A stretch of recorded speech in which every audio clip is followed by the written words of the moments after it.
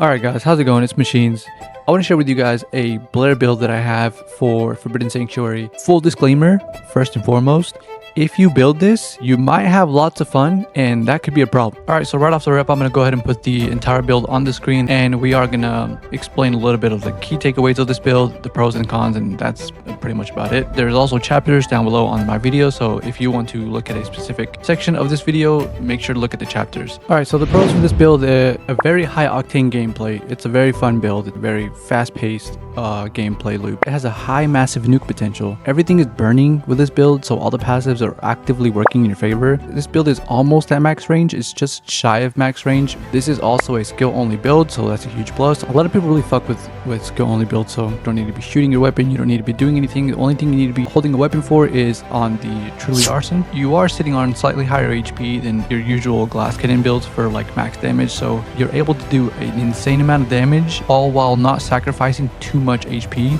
So I believe that is a pretty good takeaway from this build. The cons for this build is a low mana point stat, and again, you're able to recover the mana points with your second ability, so not too concerned about that. Your cooldown is not maxed, so for this build, you don't want to be spamming consistently, you want to be spamming effectively for sure. That way you're able to keep up with your domino drive stacks, and as soon as you get max stacks on the domino drive, pop your 2, get your mana points back, and just keep at it with the flamethrowers and the passives and the nuke. And speaking of domino drive itself is not a con.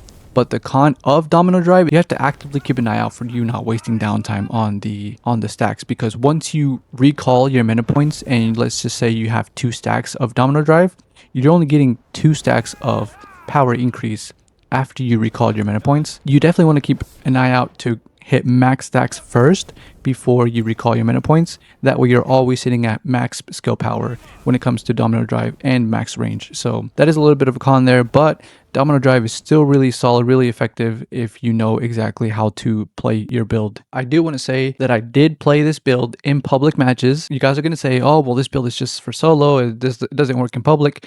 It does.